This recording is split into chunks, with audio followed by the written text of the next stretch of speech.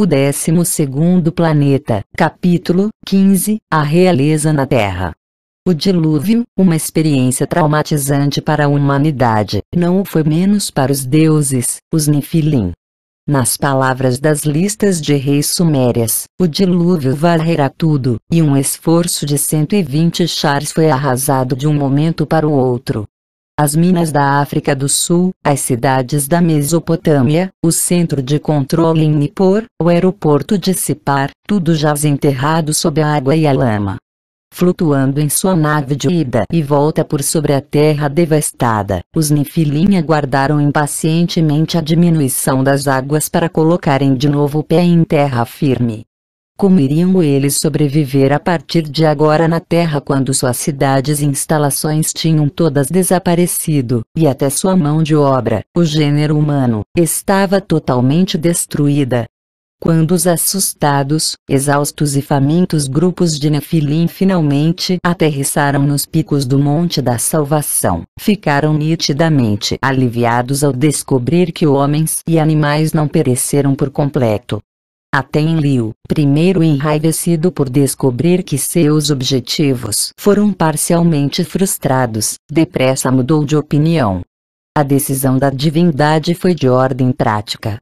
Confrontados com suas próprias e medonhas situações, os Nefilim puseram de lado seus preconceitos em relação ao homem, arregaçaram as mangas e não perderam tempo em comunicar à humanidade as artes de cultivo de cereais e criação de gado.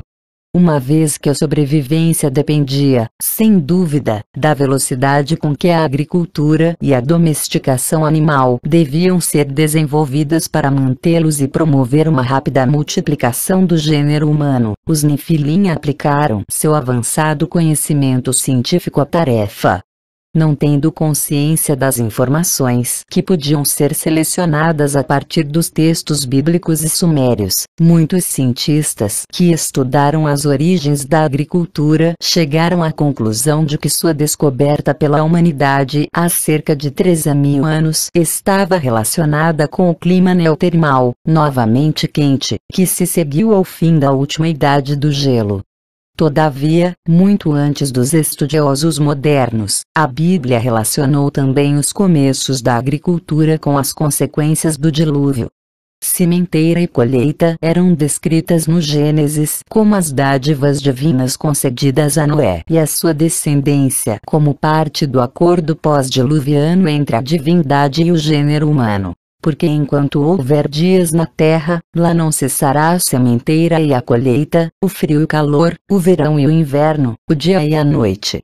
Tendo-lhe sido legado o conhecimento da agricultura, Noé foi o primeiro agricultor, e plantou uma videira. Ele tornou-se o primeiro lavrador pós-diluviano envolvido na deliberada e complicada tarefa da plantação. Também os textos sumérios atribuem aos deuses a concessão à humanidade tanto da agricultura como da domesticação de animais. Pesquisando os inícios da agricultura, os estudiosos modernos descobriram que esta se manifestou primeiramente no Oriente Médio, mas não nas férteis e facilmente cultiváveis planícies e vales. Pelo contrário, a agricultura teve seu início nas montanhas, fazendo um semicírculo de fronteira com as planícies baixas. Como puderam os lavradores deixar os terrenos planos e limitar suas plantações e colheitas aos terrenos montanhosos mais difíceis? A única resposta plausível é que as terras baixas eram ainda inabitáveis na época em que se iniciou a agricultura. Há 13.000 anos as regiões baixas não estavam ainda suficientemente secas das águas do dilúvio. Passaram-se milênios até que as planícies e vales secassem o suficiente para permitir ao povo descer das montanhas que rodeiam a Mesopotâmia e estabelecer-se nos terrenos baixos. Isto, de fato, é o que o livro do Gênesis nos conta. Muitas gerações depois do dilúvio, gente chegando do Oriente, das áreas montanhosas a leste da Mesopotâmia, encontrou uma planície na terra de Shinar Suméria e aí se estabeleceu. Os textos sumérios declaram que Enlil espalhou primeiramente os cereais na região de montes, nas montanhas, não nas planícies, e tornou possível o cultivo nas montanhas mantendo afastadas as águas da cheia. Ele trancou as montanhas como que com uma porta.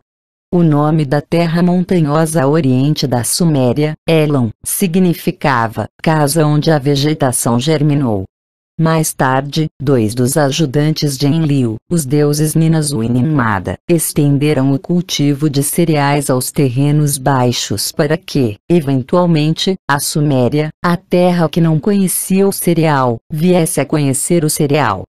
Os estudiosos, que demonstraram agora que a agricultura começou com o cultivo de trigo selvagem como uma fonte de trigo e cevada, são incapazes de explicar como é que os mais antigos cereais, como os que foram encontrados na caverna de Shanidar, já estavam uniforme e altamente especializados. Milhares de gerações de seleção genética são necessárias, pela natureza, para adquirir até mesmo um modesto nível de sofisticação. Ainda assim, o período, tempo ou localização em que um processo tão gradual e prolongado possa ter acontecido na Terra ainda não foi encontrado. Não há explicação para este milagre botânico genético, a menos que o processo não fosse de seleção natural, mas de manipulação genética artificial. O espelta, um tipo de trigo de grão duro, constitui um mistério ainda maior. Ele é produto de uma invulgar mistura de genes botânicos. Não é nenhum desenvolvimento de uma fonte genética nem a mutação de uma fonte. É definitivamente o resultado da mistura dos genes de várias plantas. Toda a teoria de que o homem, nuns poucos milhares de anos, mudou os animais através da domesticação é, também ela, questionável. Os estudiosos modernos não têm respostas para estes quebra-cabeças, nem para a questão de caráter geral do porquê da transformação do semicírculo montanhoso do Antigo Oriente Médio numa fonte contínua de novas variedades de cereais, plantas, árvores, frutas, vegetais e animais domesticados. Os sumérios tinham, porém, a resposta para esta questão. As sementes, diziam eles, foram uma dádiva enviada à terra por Anu, de seu domicílio celeste. Trigo, cevada e cânhamo foram trazidos à terra do 12º planeta. A agricultura e a domesticação de animais foram dádivas concedidas à humanidade por Enlil e Enki, respectivamente. Não só a presença dos Nefilim, como também as chegadas periódicas do 12º planeta às proximidades da Terra parecem ficar atrás das três fases decisivas da civilização humana pós-diluviana. A agricultura, cerca de 11.000 anos AC, a cultura neolítica, cerca de 7.500 anos AC, e a súbita civilização do ano 3.800 AC tiveram lugar em intervalos de 3.600 anos.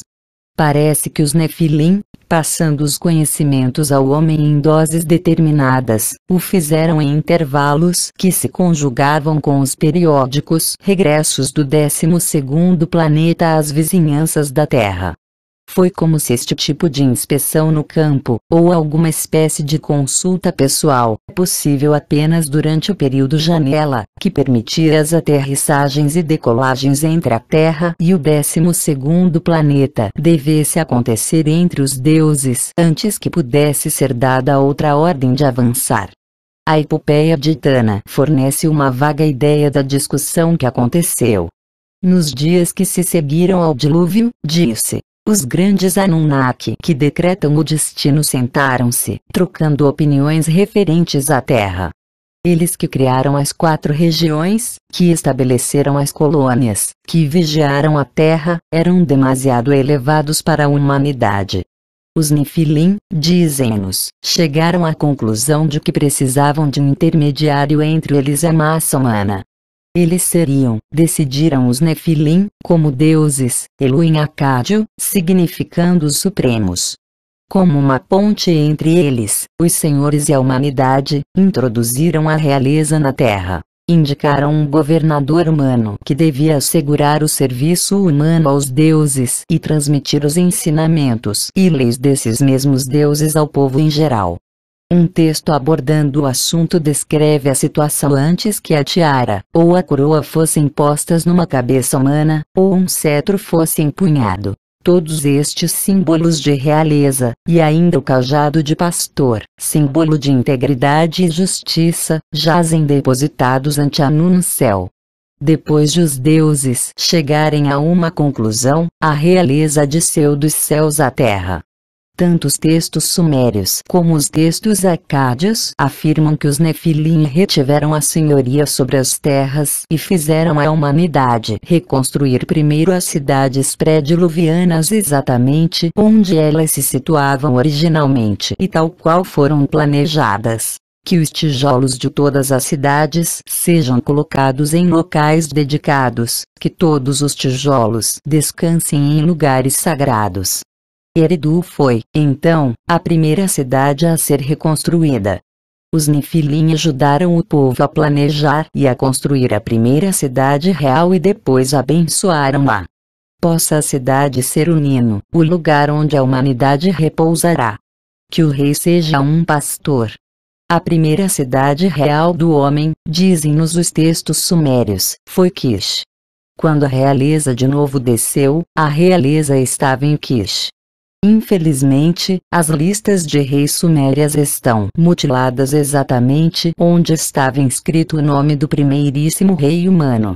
Todavia, sabemos que ele iniciou uma longa linha de dinastias, cujo real domicílio se transferiu de Kish para Uruk, Ur, Avon, Amazi, Aksak, Akkad e depois para Ashur e Babilônia e outras capitais mais recentes.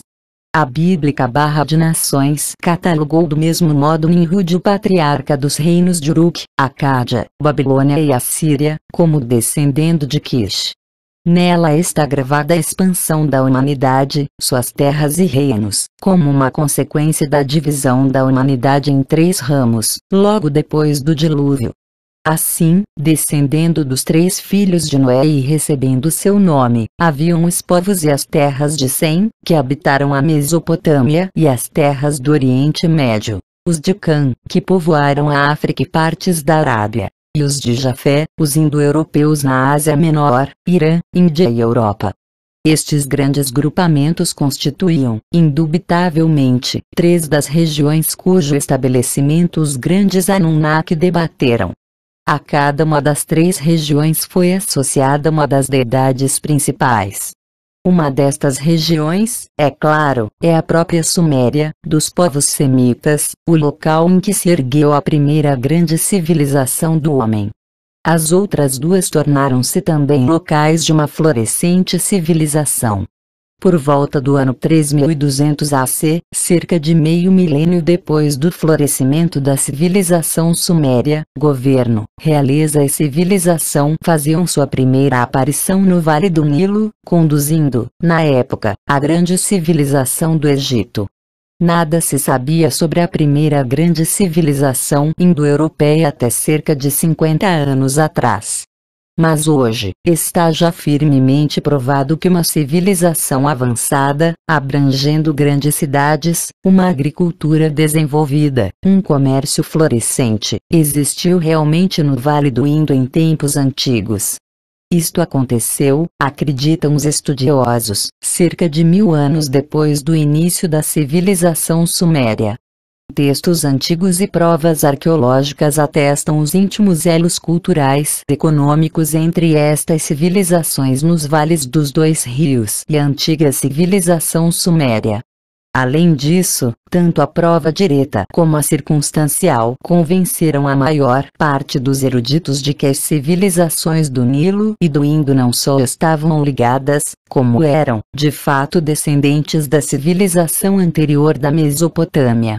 Os mais imponentes monumentos do Egito, as pirâmides, descobriu-se serem simulações dos zigurates da Mesopotâmia sob um revestimento de pedra, e há razão para crer que o engenhoso arquiteto que desenhou os planos das grandes pirâmides e supervisionou sua construção era um sumério venerado como um deus. O antigo nome egípcio para sua terra era Terra Elevada, e sua memória pré-histórica rezava que um Deus muito alto que surgira nos mais remotos dias encontrara a terra egípcia situada sobre água e lodo.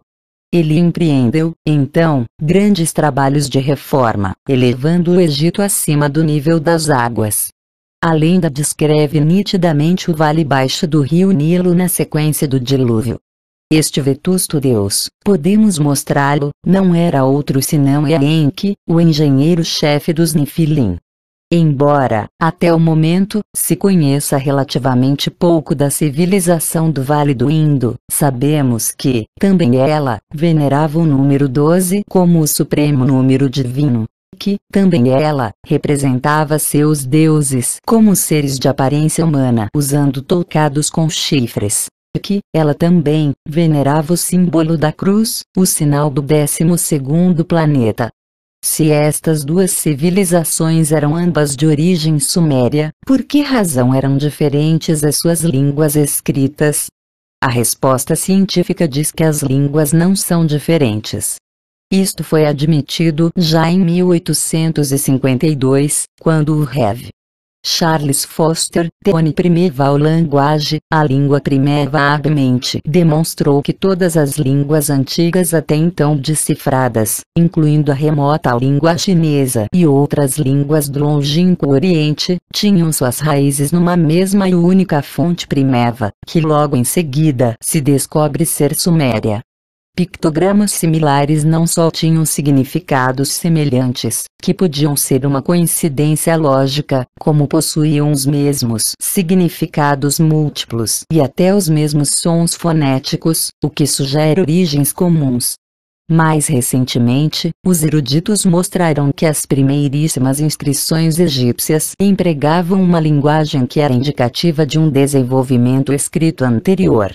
O único local em que uma linguagem escrita conhecera um desenvolvimento escrito anterior fora na Suméria.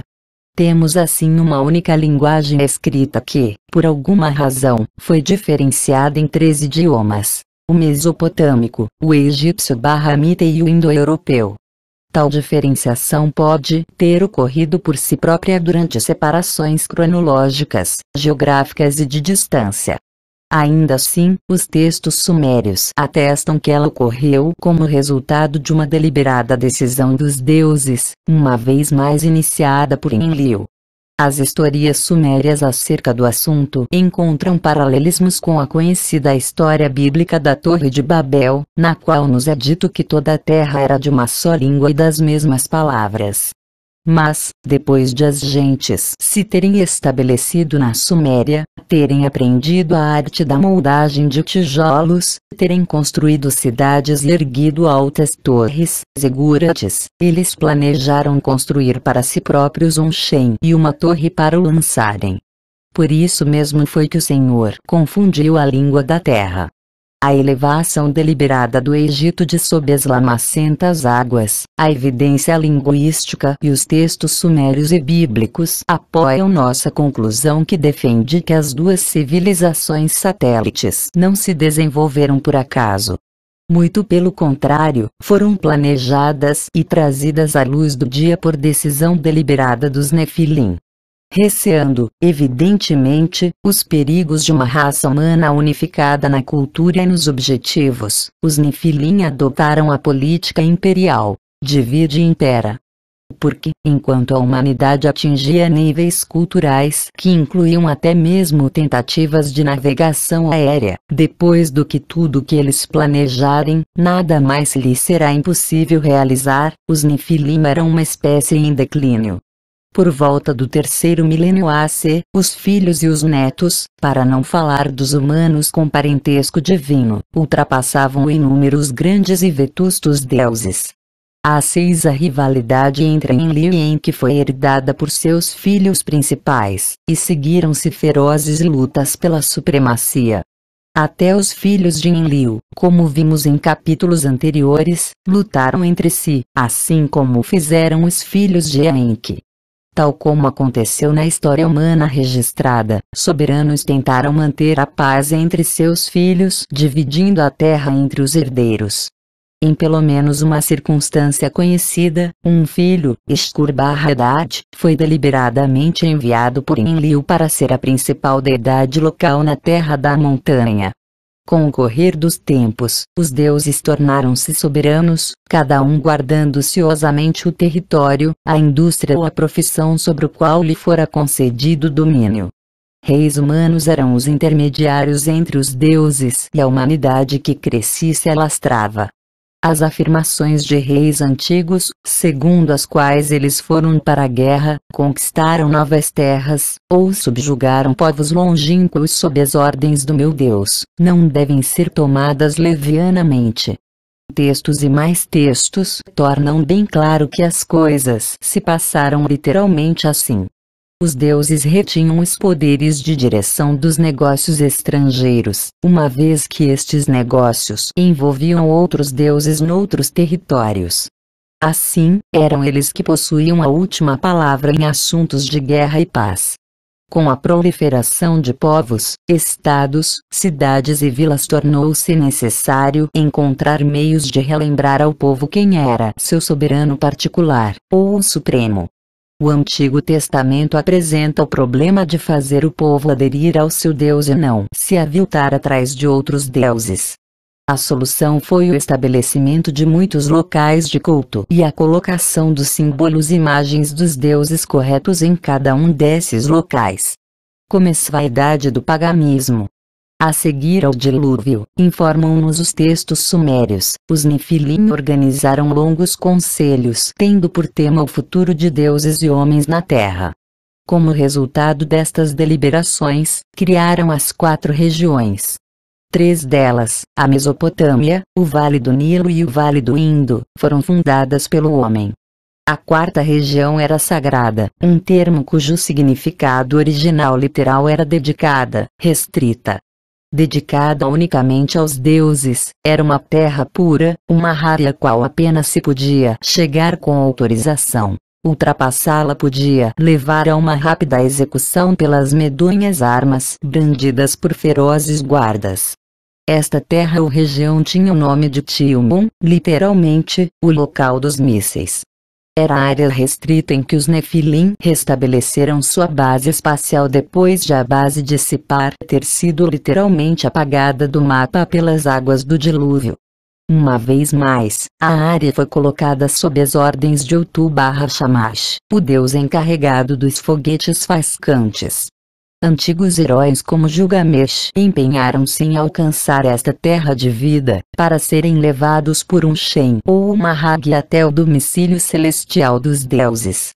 Relembremos aqui a súplica de Gilgamesh a Shamash: deixa-me entrar na terra, deixa-me erguer o meu Shen, pela vida de minha deusa mãe que me gerou, do fiel e puro rei, meu pai, que meus passos se encaminhem para a terra. Antigos contos, e até mesmo a história registrada, evocam esforços incessantes do homem no sentido de alcançar a terra, encontrar a planta da vida e adquirir a bênção eterna entre os deuses do céu e da terra. Esta ânsia é comum a todas as religiões cujas raízes profundas mergulham na terra da Suméria. Todos viveram sempre na esperança de que a justiça e a integridade perseguidas na terra fossem seguidas de uma pós-vida em algum lugar num domicílio divino celeste. Mas onde ficaria esta inapreensível e etérea terra de divina união? A resposta a esta questão pode ser dada. As pistas estão aí. Mas por detrás delas assomam outras questões. Os Nefilim foram encontrados desde então. E o que acontecerá quando eles forem de novo encontrados? E se os Nefilim eram os deuses que criaram o homem na Terra, foi apenas a evolução que criou os Nefilim no 12º planeta,